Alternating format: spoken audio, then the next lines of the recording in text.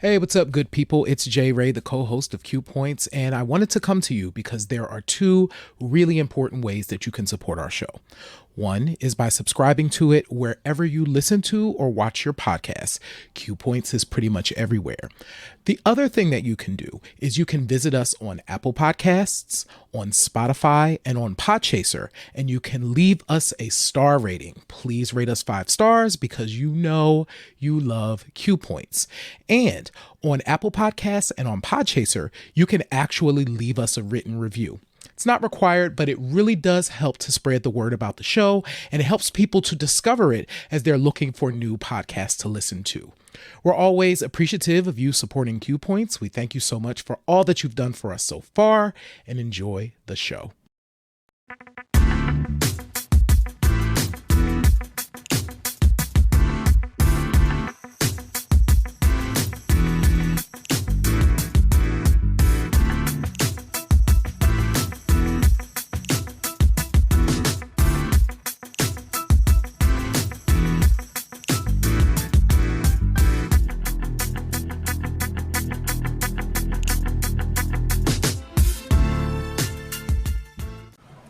Yes, and welcome back to another episode of Q Points. I am your co-host, DJ Sir Daniel. What's happening, good folks? My name is Jay Ray, also known by my government as Johnny Ray Cornegay III. What's happening? Listen, it is... May is just pretty much over, right? It really is. I don't know what time it is right now. It's just flying. But what I'm happy to announce, I do have an announcement, Jay Ray. Okay. If I had cigars, if I smoked cigars, and I had enough, I would share with you all because I'm an uncle. You're an uncle? I'm an uncle. Yeah, I don't know if you heard. I didn't. Yes. I guess earlier this week, sometime, because, we like to keep these things hush-hush, Rihanna gave birth to a baby boy. And I am, as one of the, one of Barbados' favorite sons, I have to welcome our newest prince into the fold. And just offer a huge hearty congratulations to my Bajan sister, Rihanna, and you're welcome to everybody else that's going to experience, us being a major part of your lives from now on. Well, congratulations, Uncle Sir Daniel. Congratulations to Rihanna and ASAP Rocky. A$AP Rocky, yeah, can't forget him. Absolutely can. He was definitely part of it. He's part of it. He's part of it. He had something to do with it. Absolutely, and we continue to be really proud of all that Rihanna has accomplished within her career, and she has done a number of interviews talking about what it's like to be a mom. We actually did a video about that. We'll make sure that we post it so that y'all can watch it. But I know this is a really exciting time for her and her family and A$AP Rocky's family. So this is a good time. So congratulations, Uncle Sir Daniel. Thank you so much. Thank you, Reggie. Reggie is tuning in. Reggie's offering his congratulations as well. It's a great time. It's a great time to be outside, as the kids say. And we were talking about this last week. The Lovers and Friends concert actually went off. It happened. It didn't happen without a hitch, but it happened. Yes. For all intents and purposes, it did happen. And I think we witnessed, I don't know if it's viral, but we witnessed a superior backstage moment. There were a lot of things that made this backstage moment great. But to me, hearing Rod Digger and Lauryn Hill rehearse their lines from the iconic Cowboys song from the Fugees album was just so dope. Those few seconds of them going back and forth, I was like, the fan in me was like, yeah, that's what I want to hear. Yes. And actually watching Lauren smile, because there is a view of how she is portrayed and how we see her. Yes. And watching that moment backstage with all of them there was like, Ooh, that's nice. That's Especially dope. that's super dope, especially when Rod Digger says, why these rap bitches get Get all all up up in in your your pockets. And Lauren is in the background talking about stuff. That's the best line ever. And we all say the same thing. We all feel the same way. We do. But yeah, you're absolutely right. We all kind of think of Lauren Hill as a super uptight, call me Miss Hill, really outlandish personality. But she's still L Boogie from around the way sometimes, and had Yes. a great time. I have to say, I watched some of the footage from the Lovers and Friends show, and I have to say, I don't know if you've realized this or I've said this to you publicly, but I think I've said it publicly. I've been openly middle aged for a while now, Mm-hmm. and as somebody who is middle aged, I've said this publicly. Like, the window for me going to outdoor concerts without assigned seating is closed. Yes. It's completely closed. I'm not here for it. Right. I will watch it online with the rest of you, middle aged Gen Xers, and enjoy it because I saw. You know who else I saw at the concert Who? that was superb? Mason Betha, the Bishop Pastor Mason Of Betha all people. of all people Mace. was Mason Okay. Betha was on there. I don't know, something happened to his music, Mm-hmm. but he can't stop. He won't stop because he continued rhyming a cappella.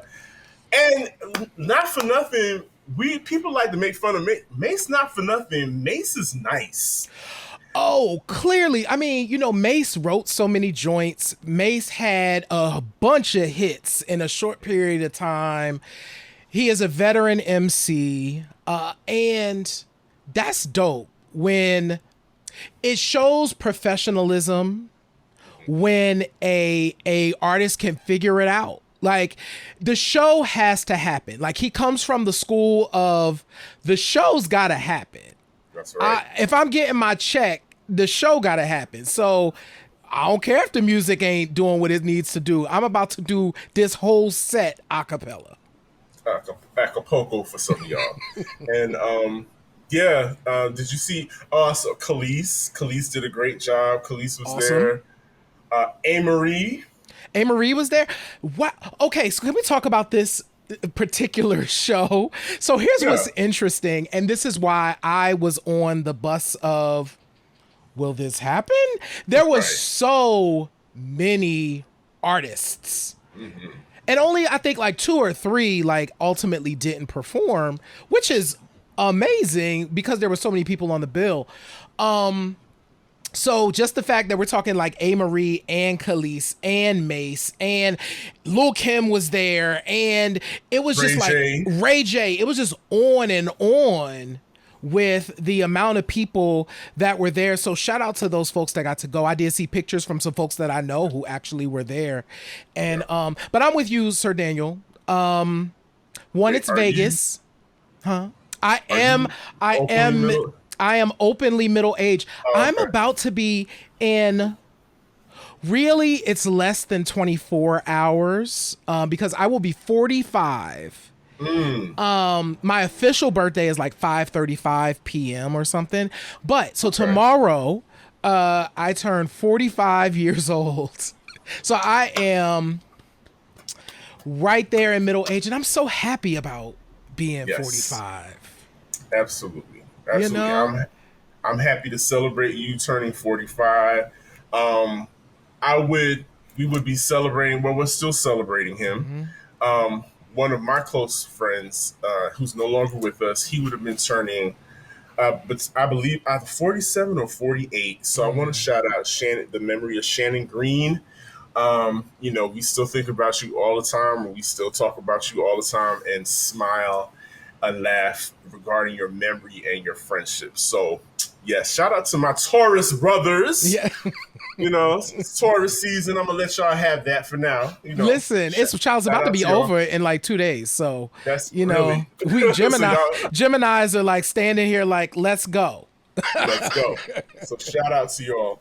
So today we were talking about covers, and it's so funny that we're discussing artists that cover records that either are wildly successful or are kind of on the side of, you know, music that is entered into the great lexicon of pop culture.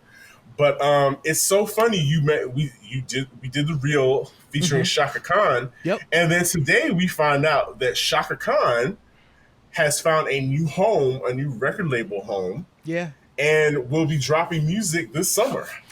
Listen, and it's gonna be hot. Listen, her last joint, Hello Happiness. Listen, that joint was crazy. Like Shaka Khan in 2019, in February of 2019, dropped a dope EP of like bangers, y'all. So I'm looking forward to whatever she is cooking up in the studio because the woman is really good at making music. When she's on, she's really on. So I'm excited. Absolutely.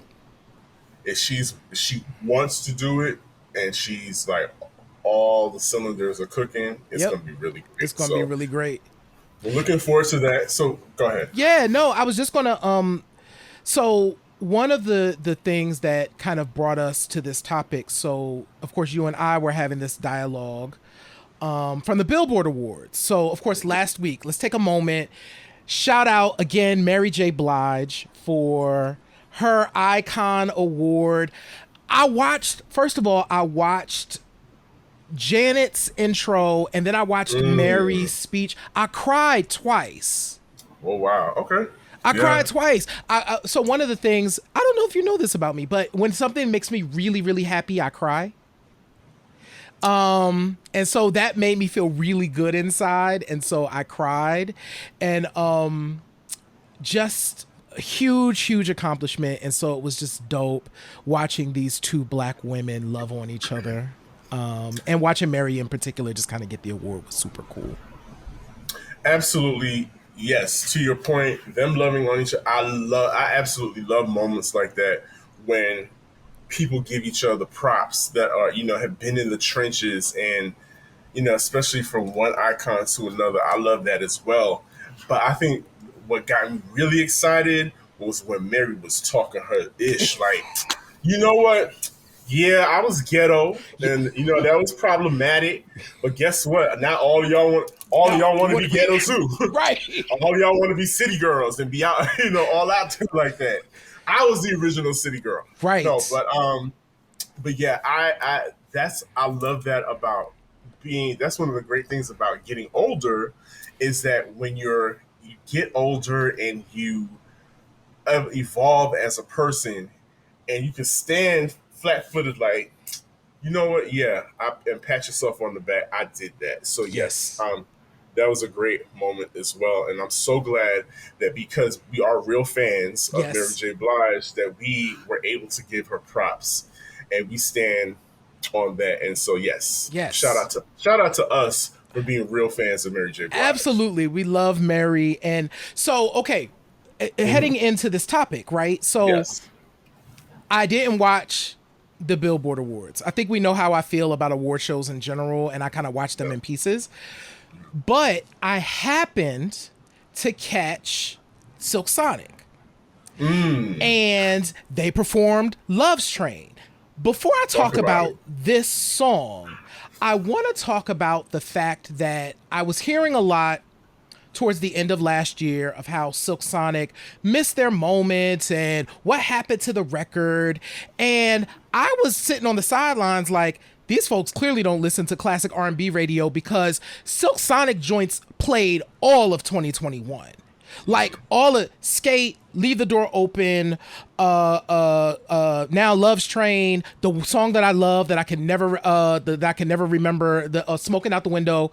All four of them joints are staples now in classic R&B radio. So this remake, watching them perform it flawlessly, was like, this is good. Like, it's a really solid remake. It's very faithful to the original, because when it comes on, you sometimes think you're going to hear the original, and at this point you just don't. But watching them do it on that Billboard stage was cool because now I'm like, oh my god, so many young people get to be introduced to this kind of classic R&B song, and it just got us thinking about covers. Right. And when covers are done correctly, to your point, it gives people, it makes people curious about the original, because you'll have people like us talking about, oh, that's a cover. You need to hear, you need to check out the original. And then hopefully people will check out the original.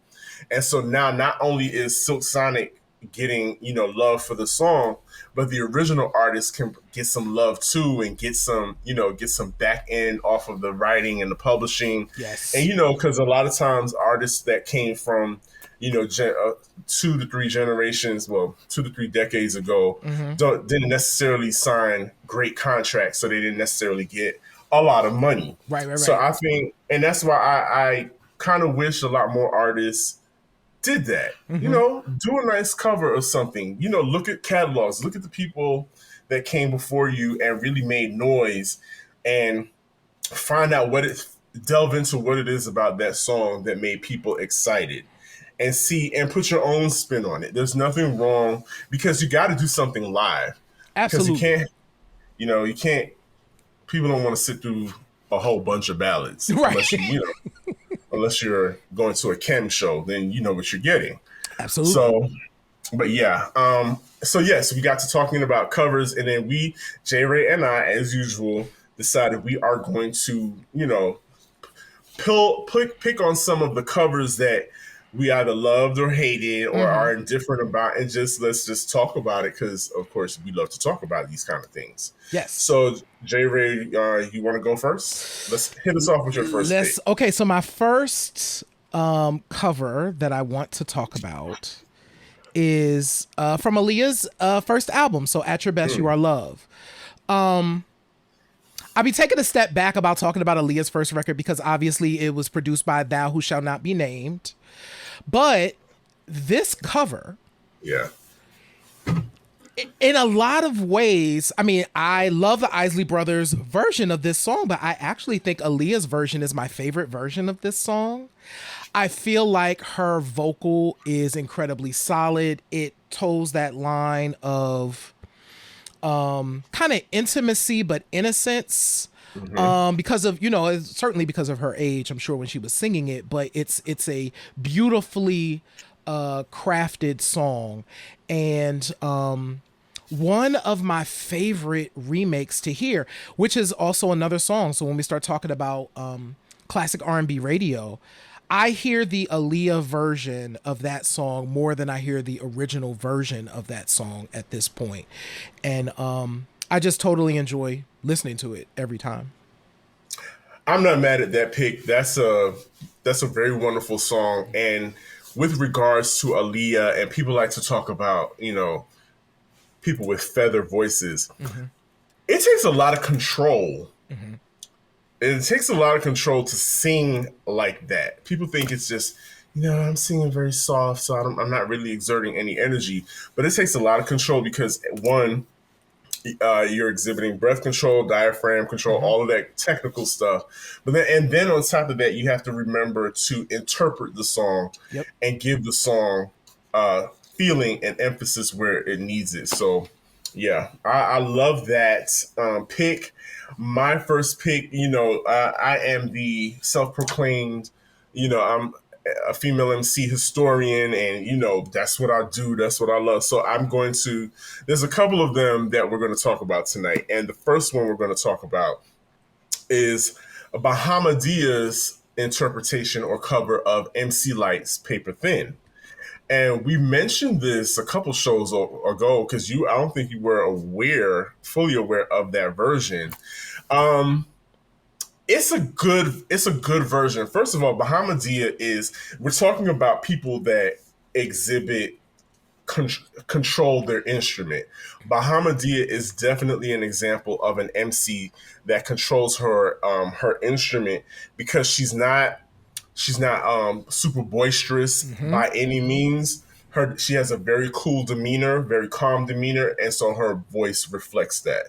And so when you're listening to her version of Paper Thin, it's it's a tad a couple beats slower than the original.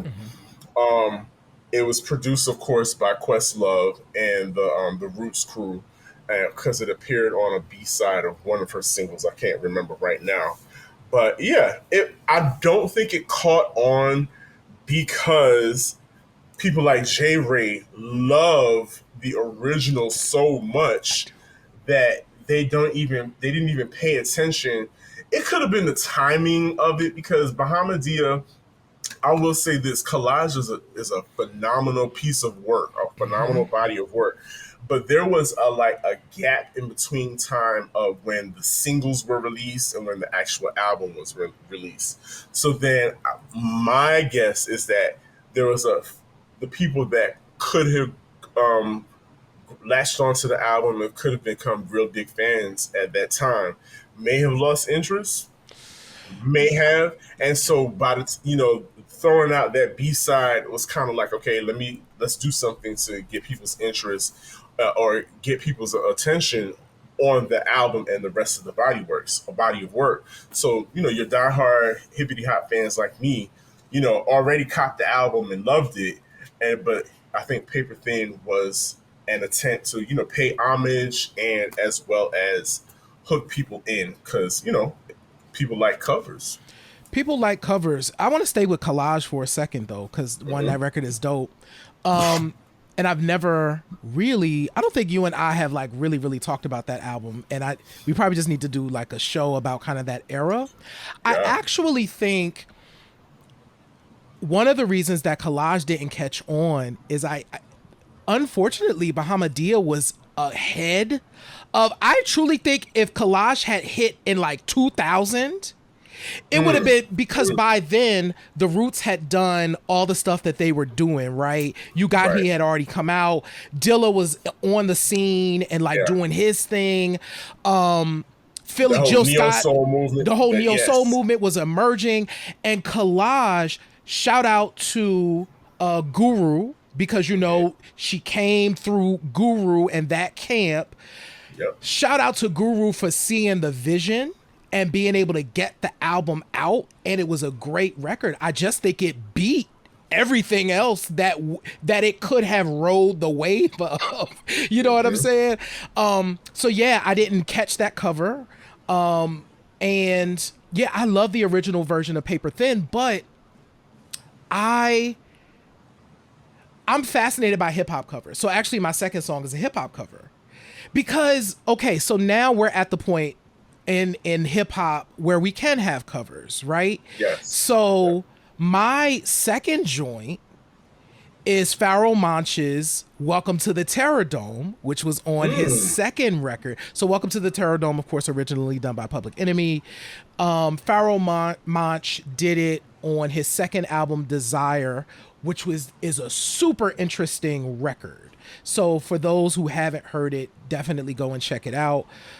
I was surprised though to get this cover on it because it definitely pays homage to the first one. Lyrically, he doesn't change anything. He just delivers it in an interesting way, and the production is really dope. So it calls back to the original and kind of brings PE's original vision forward into early 2000s version of hip hop. And I just thought it was fun. Like, it's one of those joints where I'm fascinated when rappers cover other rappers and keep the lyrics the way The they same. are and not just like rap over something. And we don't get a lot of that. So Bahamadia would have been a version of that. This is another version of that where a rapper just is kind of like, all right, I'm gonna cover Public Enemy. And I thought that was interesting. So yeah, that's my second joint. I Public Enemy, especially a song like "Welcome to the Terror Dome," the energy behind it is so frenetic. I wouldn't think to cover it, or I would that wouldn't be a song that I would pick to cover because it's not like a party joint. No. And Public Enemy tends to be heavy on the content tip. Mm-hmm. And but you know, Pharaoh Monch is no slouch. So Mm-mm. shout out to him for taking that on because that's a heavy responsibility, Oh yeah. especially with hip hop, rap music, especially classics that are revered. Yeah, that's you know you're really putting on your big boy pants and your big girl panties to cover a classic, and that's why I'm gonna give the Queens of Miami, the City Girls, I'm going to give them a shout out for their cover of Salt and Pepper's classic, I'll Take Your Man. Now, you mentioned the fact that the songs that we mentioned before, they didn't change any much of the lyrics. They didn't change any of the lyrics. The City Girls, however, took some poetic license Mm-hmm. and did changed some few things and made it City Girl like. But I must say, regardless, and this was on their debut album, so they've grown a lot since that first album, especially Young Miami. However, I must give them credit. The energy, the the sass of the song "I'll Take Your Man" because you can't be weak saying "I'll take your man." You gotta stand on 2 feet and say and mean that. And when you come across because Cheryl and Sandy, Salt and Pepper, when the original came out in '86, you could radio banned it because they said "ho" in the Mm-hmm. beginning in the beginning of the record, and that was very taboo for '86 for the early '80s, and especially with two women rapping about taking somebody else's man, and they were very serious, and the City Girls are no joke. Young Miami right now is involved in a Instagram Twitter beef with Diddy's baby mom, and she's like, oh, I may have rapped that stuff, but I live it. Right. I will I will take your man, and I will comment on all his pictures. I will still hang out with him because I'm that chick. And so I think it's one of those songs that it's tongue in cheek, it's fun, it's energetic. People can rap along to it and put themselves in it. Like if you're feeling that way, if you're feeling like that you're going out and you want to feel like you're the baddest, you can rap along to something like that, and that's what a good cover does. They the music it sounded updated for the 22s and the 20s and whatnot. So that's why I give them props. I give the City Girls props for their cover of "I'll Take Your Man." Do you feel like more what are your thoughts on more MCs covering stuff from the past? What do you feel like that's important? Do you feel like that could bridge this gap that I sometimes feel like hip hop always is rubbing against itself with new and old? Do you feel like more covers might help to bridge some gaps? It absolutely could. It's an opportunity for the newer artists to reach out to the originators and include them in the process because we see other genres of music doing that all the time. You have your country music artists, your R&B artists linking up and doing songs together. If they're doing performances, we saw her bring out Lenny Kravitz and Sheila E. All those people during Jimmy Jam and Terry Lewis during her performance. I believe it was the Grammys, and everybody loved it. Imagine if I don't even want to put people on the spot, but imagine if imagine if Drake, Mm-hmm. um, and LL came out and LL killed it with like a quick 16 because we're talking about two lover boys from Yes. different generations, but there would be no Drake without an LL. You know what I'm saying? Right. Oh my God. Like that right there. First of all, if Drake hears this, you need to call LL Cool J and get LL on the joint. Because first of all, LL's ping game is legendary. So y'all need to just figure that out. And and nobody talks greasy about being a ladies' man better than LL and Drake.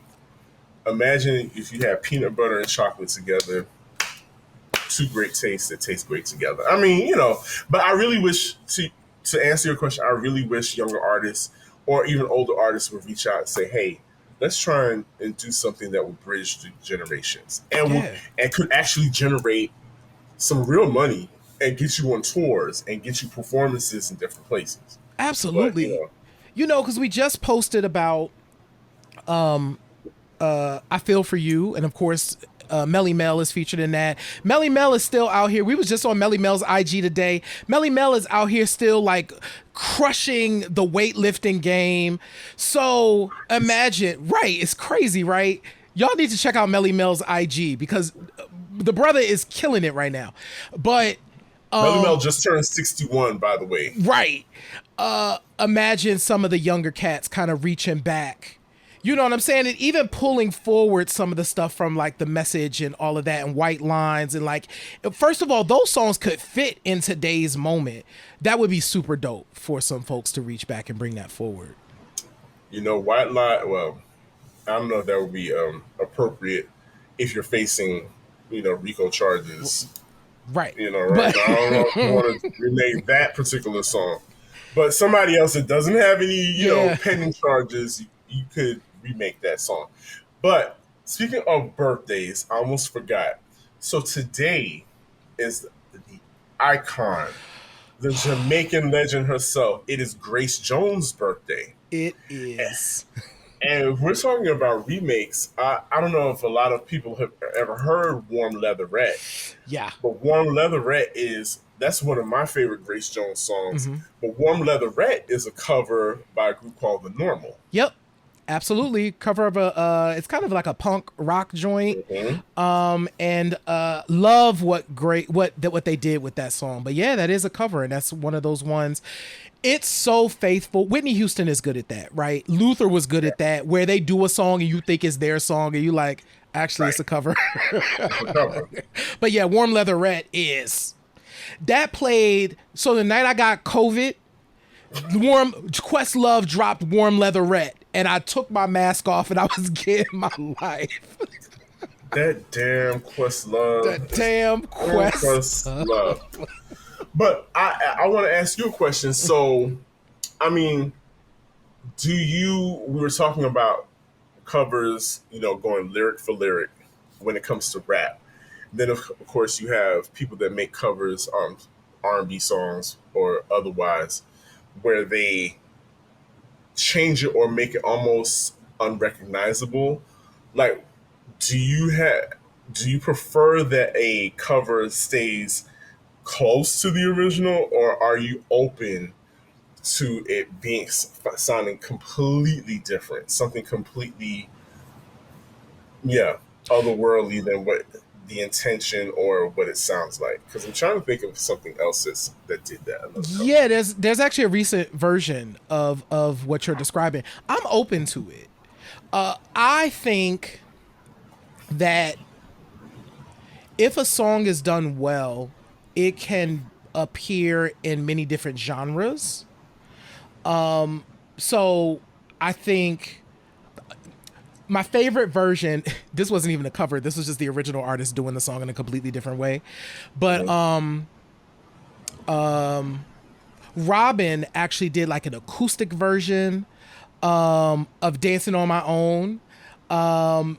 And it was like crazy because it's a dance song, but the version that she did was just like this acoustic thing. And I was like, what? So it was almost like her covering her own song, which was nuts. But speaking of Robin, because Robin is really good, because I think the most recent version of that is Robin and Maipe covering Nina Cherry's Buffalo Stamps Yes. in a completely different way, in a completely different style, with Nina Cherry's blessing on it, right?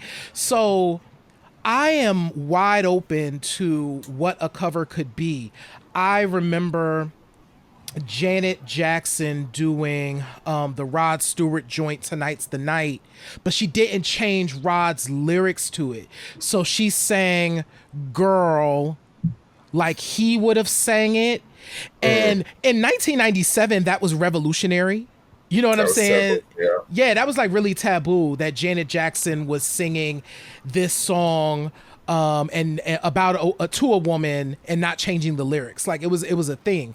So I'm open to changes and or you staying faithful. I just want it to be good. Prime example, and I was trying to remember it, and it just came to me. Alien Ant Farm Mm-hmm.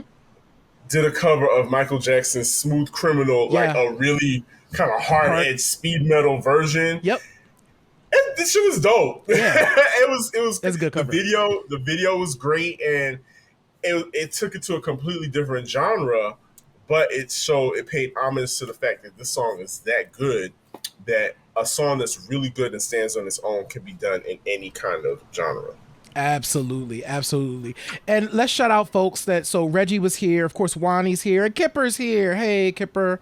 So Kipper's in the shout building. absolutely. So okay, my next Yes. cover actually falls into this idea. So my next cover that I absolutely love, my God. Michelle Indegeocello, who is right there, over there. Anyway, redid. There's a cover on that record too, which is really good. But no, did "Don't Disturb This Groove" from her Ventriloquism album, which was her album of covers from 2018. That whole album is crazy because she reimagined so many songs. Like even Atomic Dog is completely reimagined on this Ooh. album. Right. But okay, so put in context, "Don't Disturb This Groove" is one of my favorite songs of all time. By the By the system. System. Interestingly enough, there was a band called The System 2 that has another song that's one of my favorite songs of all time. Completely different band, but they were the 80s group that only had like one EP. Sidebar. Right. Right. Don't Disturb This Groove though. Growing up, so that song came out in like 86, 87. I think it was 86. It's one of those songs that situates me in a time and place. It reminds me of summer for whatever reason, specifically summer nights, Yes. Yes. and just a sweet ass song. Beautifully This is sung. it's the synthesizers for me. It's the synthesizers that dan, dan, dan, dan, dan. The groove is nuts.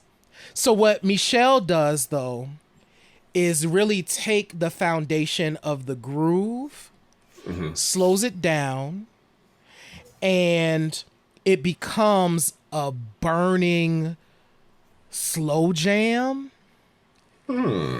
And it is so pretty. So it's not like it's just really dope. It's just really dope. Y'all have to like play it. It feels more stripped down, and of course with Michelle's vocal, she has a deeper tone. Yes, Kipper, smoldering. That's the word. That's the Kipper, word. yes. And she really brings that out in her version of the song. And it's almost sing-songy. And man, oh man, I can't get enough of that remake.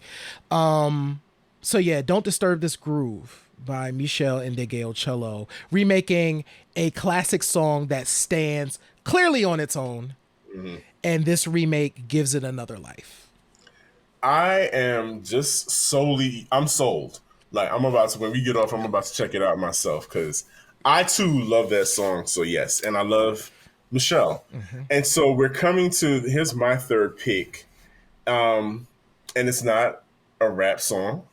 It's not a female rapper. However, it is Tina Turner covering Albie, I'm gonna say Albie Shore, Al Green, Al Green's "Let's Stay Together," which, for all intents and purposes, when Tina's one of those artists that if she does a song, it becomes hers. Mm-hmm. There are people that when they put their mark on their song, it becomes theirs. Al Green's, of course, still stands up, but I think when you put them both side to side, hers is more of an '80s pop R&B cover, and it does all the things that an '80s song is supposed to do, but it makes people sing along to it, and the lyrics still stand the test of time. I think it was just, and her voice, Mm-hmm. the rockabilly tone, the harsh tone, because her tone and Al Green's tone are very close, but she still sounds womanly, and she still adds, she, like Michelle, like you were saying, she adds a smoldering kind of sexiness to the sexy growl to it. But I absolutely love that version of "Let's Stay Together" by Tina Turner, and it's just, again, a great songwriting. A great song is a great foundation, and you could turn it to yours if you are invested in making it become your song. And I think we've compiled a great list. But I have a caveat. There's this one song. I love the song, but I absolutely don't ever want to hear it remade again. What song? "Killing Me Softly." Oh, I that don't. don't do that I'm song ever good. again. It's I'm done. good. I enjoyed the Albie Shore. I enjoyed the Albie Shore version, Mm-hmm. and of course, everybody loves the Fugees' Lauryn Hill version. Everybody loves that. But because of the success of the song, everybody wants to sing it on every talent show, Mm-hmm. every America's Got Talent, American Idol, all those shows, and I'm quite over it. It's a it's a karaoke favorite. I get it. Keep it in the karaoke rooms. We don't. I just would. I don't care to hear that again. I think there are other songs in the Roberta Flack canon that people Plenty. can pick from. Plenty that y'all can pick from.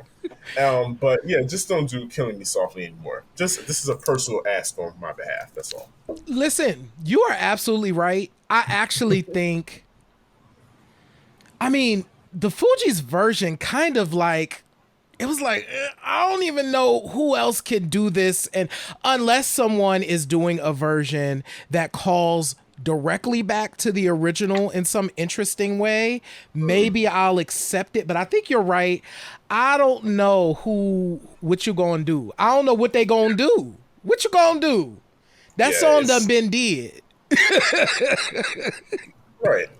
Again, the catalog is extensive. So if you want to cover something, there's plenty to pick from. There's Plenty, plenty to plenty, pick from. plenty. And you know who, we don't talk about this enough, but you know who has been really thoughtful about picking songs that they remake and they absolutely knock them out of the box, is En Vogue. Oh my goodness. Listen, shout out to Invoke. So that first record you get yesterday, they did like a acapella yesterday that giving him something he can feel. Like what? First of all, to do an Aretha Franklin song and literally there is Aretha's version and there is In Vogue's version, and they exist in their own universes, but they're both classics. Yep. It's not Yeah, they fake. not at all. You're absolutely right. You can turn on A Quiet Storm in any city across this nation, and you can hear Aretha's version, and to your point, you can hear En Vogue's version. They might be 2 hours apart, but they could be played during the same Quiet Storm. Mm-hmm. And to their credit, and what's the other song that they remade? Um, there was that. There was yesterday. Even just their quick cover of when "Who's Loving You," that Oh, everybody, so mm-hmm. open up, Hold, hold hold on. on. Oh my God. Yep. And Kipper Yeah. just mentioned it. Oh my. So first of all, actually that was pretty much our first introduction to them was doing that a cappella version because everybody had to sing a cappella back then, y'all, because we had just come off of Milli Vanilli. So if you was going to sing Yeah. something, you had to sing it with no music. Yeah. Yeah. To show and prove. Yes, but them doing that at the beginning was just classic. They're another group. So we've named several because yes, we have Luther, we have Whitney. In Vogue is another group that once they did a joint, it was like, oh, that's their version. That's their version. Can I ask? Okay, so we want y'all to tell us though. So we haven't done this in a while. Look, y'all can send us in. Go ahead and send us either some text, audio, or video, and let us know what is your favorite remake of a song. It could be any genre. And if you go over to qpnt.net/fan mail, you can leave us a message. Like I said, it could be text, it could be audio, it could be video. But let us know what your favorite remake is, and it might be on our social media or in the next show. Please do. And we've really enjoyed this. Has been a fun, lighthearted show. And I don't know, J Ray, there's been some pretty heartbreaking and serious things that have been going on across our nation. And I think it's our duty as historians, as keepers of the culture, to add our voice to this awareness. And I just think it's unfair what's happening to certain people in this country, just based on their race, just based on their gender. It really breaks my heart. And, J Ray and I have joined forces to address this. And I think it's just time that we just put a name to it and speak truth to power regarding this particular issue. J Ray?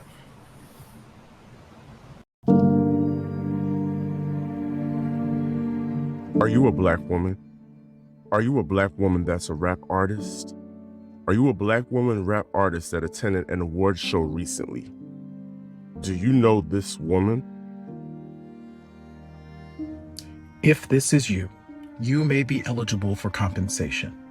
Call the Q Points Women MC hotline at 484-380-5497 and tell us your story. We can get you what you deserve. You deserve to spit dope lyrics safely. The Q Points Women MC hotline is a working phone number, and any messages you leave there may be used for marketing purposes. Gang, gang.